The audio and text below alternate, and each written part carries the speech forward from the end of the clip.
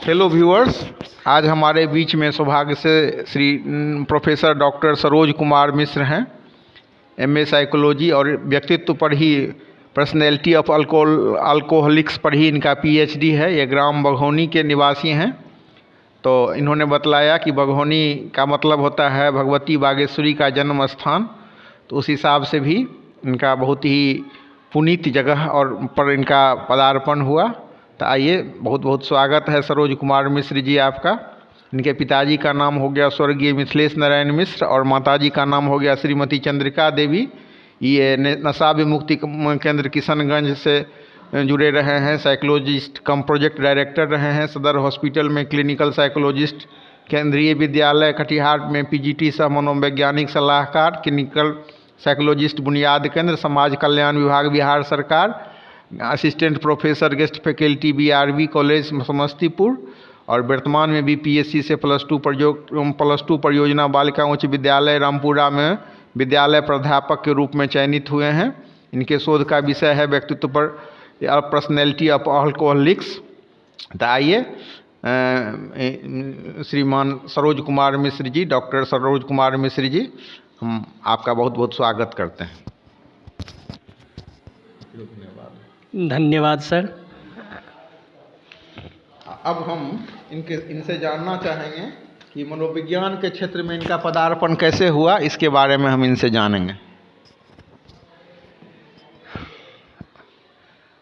अपने पठन पाठन के दौरान मुझे मेडिकल फील्ड में, मतलब स्वास्थ्य के क्षेत्र में जाने की इच्छा थी। हम समाज के लोगों को स्वास्थ्य से संबंधित जो समस्या है उसके समाधान के लिए मेडिकल फील्ड में जाना चाहते थे, लेकिन परिस्थिति ऐसी बनी कि मेडिकल फील्ड में नहीं जा पाए। तो स्वाभाविक रूप से विकल्प के रूप में हमने मनोविज्ञान का चयन किया। मनोविज्ञान एक ऐसा विषय है जिसमें आप ज्ञानार्जन करके, प्रशिक्षण प्राप्त करके मानसिक स्वास्थ्य के क्षेत्र में कार्य कर सकते हैं। इसलिए मैंने मनोविज्ञान का क्षेत्र चुना और मनोविज्ञान का अध्ययन।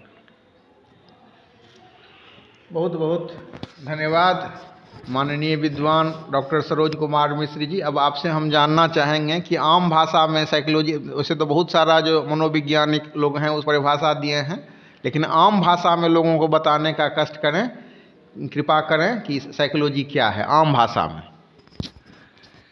सर सही बताया आप। बहुत सारे मनोवैज्ञानिकों ने अपने अपने ढंग से मनोविज्ञान विषय को परिभाषित करने के प्रयास किए हैं। अधिकांश मनोवैज्ञानिक इस बात पर सहमत हैं जो मनोविज्ञान जीवित प्राणी के अनुभव एवं व्यवहार का वैज्ञानिक अध्ययन है। लेकिन मेरा ऐसा मानना है कि मनोविज्ञान मानव शरीर रूपी मशीन का सॉफ्टवेयर है। अर्थात हम जो सोचते हैं, हम जो बोलते हैं, हम जो खाना खाते हैं, हम जो सपना देखते हैं, हम जो किसी चीज़ को सीखते हैं, ज़रूरत पड़ने पर सीखी हुई चीज़ का जो है उपयोग करते हैं, ये सारी चीज़ें हम इसलिए कर पाते हैं क्योंकि हमारे अंदर ये सारी चीज़ें जो है बहुत ही ढंग से कंप्यूटर के सॉफ्टवेयर की तरह अपने अनुभव के रूप में, मानसिक प्रक्रिया के रूप में इंस्टॉल्ड है। अर्थात मानव शरीर रूपी मशीन का सॉफ्टवेयर है मनोविज्ञान। तो आप अक्सर चर्चा करते रहते हैं ब्रांच ऑफ साइकोलॉजी के बारे में कि ये ब्रांच है, वो ब्रांच है। तो हम सामान्य आदमी के लिए तो समझना बहुत कठिन हो जाता है कि कौन कौन सा ब्रांच है। संक्षेप में ये भी बतलाने की कृपा करें कि कौन कौन सा ब्रांच है, और हो सके तो उस पर कुछ जो संक्षेप में उसके बारे में भी बताएं। ब्रांच ऑफ साइकोलॉजी पर बोलेंगे। जैसे कि अभी परिभाषा के रूप में हमने बात की, अगर जीवित प्राणी हैं, मनुष्य हैं, वो अगर किसी प्रकार के व्यवहार करते हैं और तदनुरूप अनुभव प्राप्त करते हैं तो वो मनोविज्ञान है। तो निश्चित रूप से जहाँ कहीं मनुष्य है, जहाँ कहीं जीवित प्राणी है, उसके द्वारा किया गया व्यवहार है, तदनुरूप उससे अनुभव प्राप्त होता है। ये सारे के सारे जो क्षेत्र है वो मनोविज्ञान के क्षेत्र हैं। वो तमाम कार्य मनोविज्ञान में अध्ययन के रूप में उपयोग किए जाते हैं। तो स्वाभाविक बात है, मनुष्य अंतरिक्ष में भी है, मनुष्य धरती के नीचे खदानों में भी है, मनुष्य खेत में भी है, मनुष्य बाज़ार में भी है, मनुष्य जेल में भी है, मनुष्य जो है स्कूल में भी है, कॉलेज में भी है। मनुष्य जहाँ कहीं है, वह जिस किसी प्रकार का व्यवहार करता है, उस सारे व्यवहार मनोविज्ञान के क्षेत्र हैं। इतने विशद, इतने बड़े क्षेत्र को एक पुस्तक के रूप में एक जगह अध्ययन करना बहुत ही मुश्किल है। इसलिए विद्वान लोगों ने अलग अलग क्षेत्रों को अलग अलग शाखा के रूप में अध्ययन अध्यापन की प्रक्रिया अपना रहे हैं। अब जैसे स्कूल कॉलेज में पठन पाठन के कार्य जो होते हैं, उसको इन्होंने शैक्षिक मनोविज्ञान के तौर पर में जो है प्रस्तुत किया है। तो स्वास्थ्य के क्षेत्र में जो कार्य हुए हैं, वो स्वास्थ्य मनोविज्ञान के तौर पर में जो है बताया जाता है। निदान के क्षेत्र में जो मनोवैज्ञानिक कार्य करते हैं, वो नैदानिक मनोवैज्ञानिक हैं, और ये शाखा नैदानिक मनोविज्ञान कहलाता है। बालकों के जो है क्रियाकलापों का जो अध्ययन करते हैं, बाल मनोविज्ञान है। वयस्क लोगों के जो है वयस्क लोगों के जो है द्वारा किए गए जो व्यवहार है, उसको एडल्ट साइकोलॉजी, वयस्क मनोविज्ञान के तौर पर में जो है सूचित किया जाता है। इसी तरह हम देखते हैं जो पर्यावरण का मनुष्य के व्यवहार पर क्या प्रभाव पड़ता है, जब मनुष्य के द्वारा किए गए व्यवहारों से पर्यावरण किस प्रकार से प्रभावित होता है, ये सारी चीज़ें जो है पर्यावरण मनोविज्ञान के अंतर्गत पढ़ाई होती है। इसी तरह अलग अलग क्षेत्रों में, अलग अलग जगहों पे, जैसे खेल है तो स्पोर्ट्स साइकोलॉजी, बाज़ार है, मार्केट है तो मार्केटिंग साइकोलॉजी। इस तरह से कोई ऐसा क्षेत्र नहीं है जहाँ मनोवैज्ञानिक रूप से अध्ययन न होता हो। हाँ, बहुत सारे ऐसे विषय हैं, ऐसे शाखा हैं जो अधिक लोकप्रिय है। तो जैसे सामान्य मनोविज्ञान, असामान्य मनोविज्ञान, नैदानिक मनोविज्ञान, शिक्षा मनोविज्ञान, खेल मनोविज्ञान, बाल मनोविज्ञान, वृद्ध मनोविज्ञान, ये सब कुछ ऐसे क्षेत्र हैं जो बहुत ही लोकप्रिय हैं, और इसमें लोग अध्ययन अध्यापन या और व्यवहारिक रूप से जो है कार्य कर रहे हैं। अब हम आपसे जानना चाहेंगे कि ये जो आजकल मनोवैज्ञानिक विकृति बढ़ रही है, अवसादग्रस्त, चिंताग्रस्त, कुंठाग्रस्त से लोग पीड़ित हो रहे हैं, तो ये जो मनोवैज्ञानिक समस्याएं आ रही हैं, ये क्यों आ रही हैं, इस पर प्रकाश डालने का कृपा करेंगे। देखिए सर, सच्ची बात ये है कि मनुष्य एक सामाजिक प्राणी है। रंग बिरंग की आवश्यकताएं, पर्यावरण की जो भी पर्यावरणगत जो आवश्यकताएं हैं, शारीरिक, सामाजिक, मानसिक सारी आवश्यकताएं हैं, वह व्यक्ति को किसी खास प्रकार से व्यवहार करने के लिए प्रेरित करता है, जो एक प्रकार का स्ट्रेस है। और इस स्ट्रेस से, इस तनाव से कैसे हम निपटे, अपनी समस्याओं का कैसे समाधान करें, ये हमारे बड़े बुजुर्ग, जिसमें संयुक्त परिवार हुआ करता था, एक दूसरे को जो है सहयोग करके, एक दूसरे का जो है मनोबल बढ़ा करके जो है लोगों को जीवन यापन करने में मददगार था, वो संयुक्त परिवार टूट गया है, एकल परिवार। और आज के डेट में अगर कहा जाए तो ये एटॉमिक फैमिली है। एटॉमिक फैमिली मीन्स ऐसा परिवार जिसमें पति और कहीं और रहते हैं, पत्नी कहीं और रहते हैं, बच्चे कहीं और रहते हैं। इट मीन्स पति कहीं और किसी ऑफिस में काम करते हैं, पत्नी कहीं और किसी ऑफिस में काम करते हैं, बच्चे जो है हॉस्टल में रहते हैं या पढ़ने के लिए जाते हैं।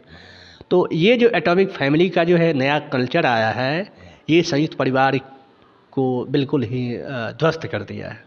नतीजा ये होती है कि अपने कार्य के दौरान अपने परिवार के भावनात्मक या किसी और ज़रूरत को पूरा नहीं कर पाते हैं। नतीजा ये होती है जो लोग अपनी समस्याओं से जूझते रहते हैं, न किसी से शेयर कर पाते हैं, न कोई शेयर करने के लिए आज के डेट में बैठा है। नतीजा ये होती है कि वो अपनी समस्याओं से, सामाजिक समस्या हो, आर्थिक समस्या हो, भावनात्मक समस्या हो, उससे जूझते रहते हैं और अंततोगत्वा हार मान बैठते हैं। या ये कहिए कि वो तनाव से परेशान हो करके जो काम नहीं करना चाहिए वो कर बैठते हैं, और यही कारण है जो मानसिक रूप से असंतुलित हो जाते हैं, और कभी कभी अवसादग्रस्तता में लोग सुसाइड भी कर लेते हैं। कुछ बीमारी सब पर चर्चा करना चाहेंगे, जैसे सिजोफ्रेनिया हो गया, तो ये जो बाइपोलर डिजीज सब है, इसके बारे में आपने सुसाइडल टेंडेंसी की बात की या सुसाइडल केस की बात, वो भी तो एक मनोवैज्ञानिक बीमारी ही है। तो कुछ जो अभी बीमारी सब चल रहा है, बाइपोलर डिजीज, सिजोफ्रेनिया, इसके बारे में बताएंगे। सर, हमारे यहाँ भारत में शारीरिक स्वास्थ्य अथवा मानसिक स्वास्थ्य, इसके बारे में वर्ल्ड हेल्थ ऑर्गेनाइजेशन एक मैनुअल जारी करती है, एक गाइडलाइन जारी करती है, जिससे हमें बीमारियों को समझने में, बीमारियों को निदान करने में और लोगों के जीवन को बेहतर बनाने में मदद मिलती है। तो ये वर्ल्ड हेल्थ ऑर्गेनाइजेशन मानसिक स्वास्थ्य के क्षेत्र में एक मैनुअल दिया है, जिसको international classification of mental disease ICD, जो अभी ICD 11 के तौर पर प्रचलित है। इसमें सभी तरह की बीमारियों को अलग अलग श्रेणी में वर्गीकृत किया गया है। ICD 10 में 1 से लेकर के 100 तक की संख्या के आधार पर इन्होंने मानसिक बीमारियों को वर्गीकृत किया है। अब जैसे आपने बताया सिजोफ्रेनिया, जिसको हम हिंदी में मनोविकलता कहते हैं, ये WHO के मुताबिक साइकोटिक डिजॉर्डर के अंतर्गत आता है। साइकोटिक डिजॉर्डर मतलब ऐसी बीमारी, ऐसी मानसिक बीमारी जो हमें सोचने में, समझने में, व्यवहार करने में, किसी चीज़ को जो है निर्णय लेने में, एक तरह से कहा जाए जो सर्वांगीण रूप से प्रभावित करता है, और हम वास्तविकता से बिल्कुल हट और कट जाते हैं।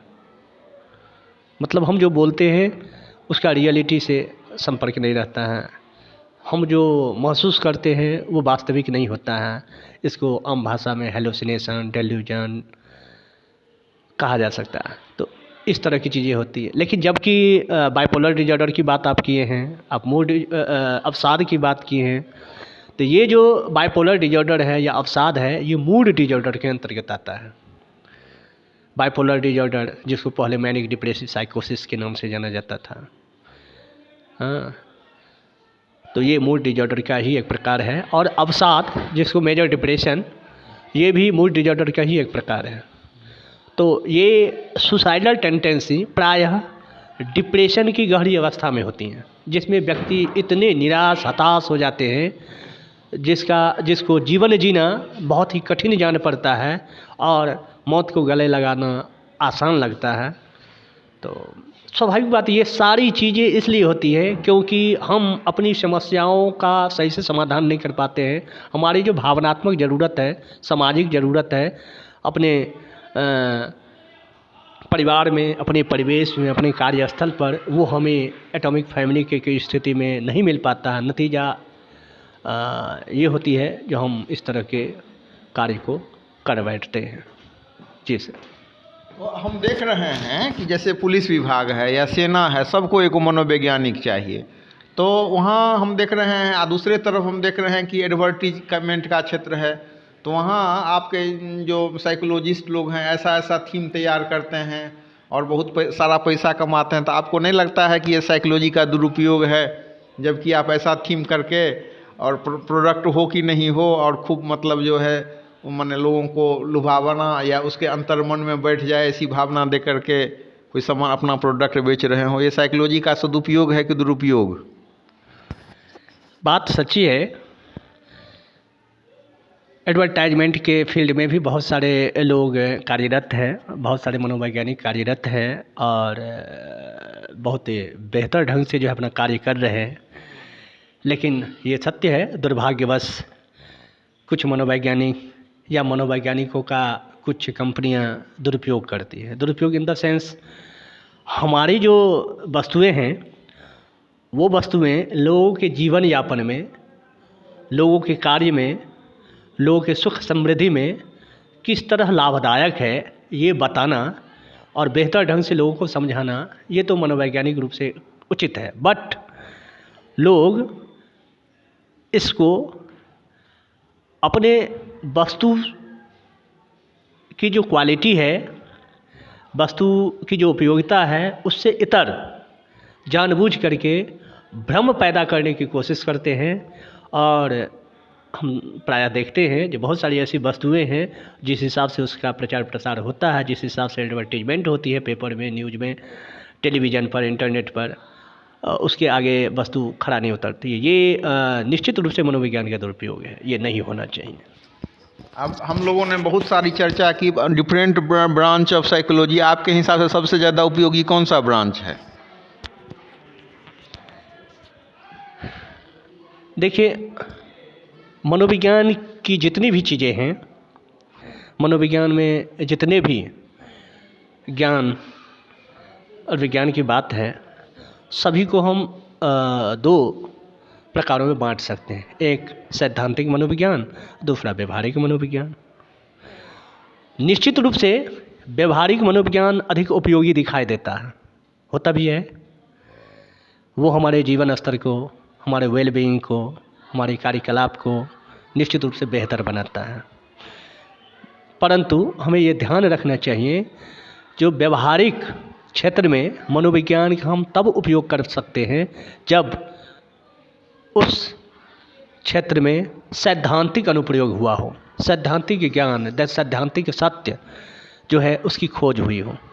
निश्चित रूप से जब तक सिद्धांत नहीं होंगे, उस सिद्धांत का जो अनुप्रयोग भी नहीं होगा। तो सैद्धांतिक मनोविज्ञान मतलब सामान्य मनोविज्ञान, जो एक तरह से सभी शाखाओं का एक तरह से जड़ है, फाउंडेशन है। जनरल साइकोलॉजी, जनरल साइकोलॉजी सबसे अधिक महत्वपूर्ण है।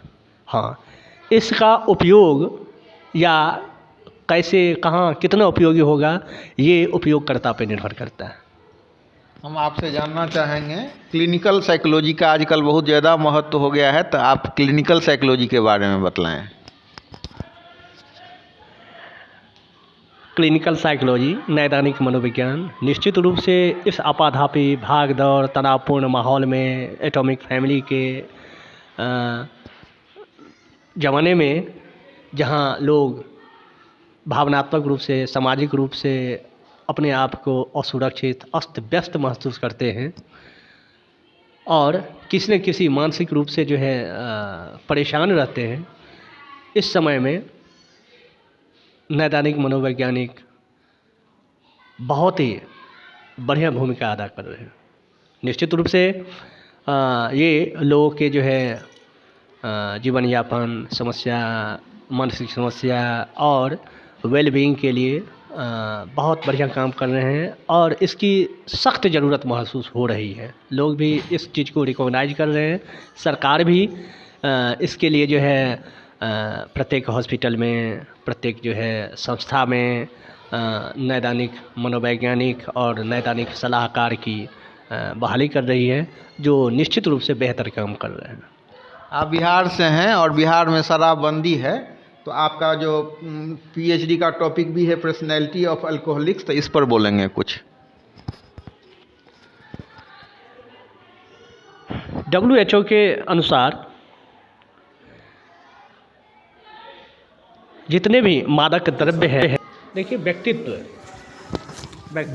ही और व्यक्तित्व के सीलगुण ही ऐसे फैक्टर है जो एक ही परिस्थिति में, एक ही स्थिति में व्यक्ति को अलग अलग तरह से कार्य करने के लिए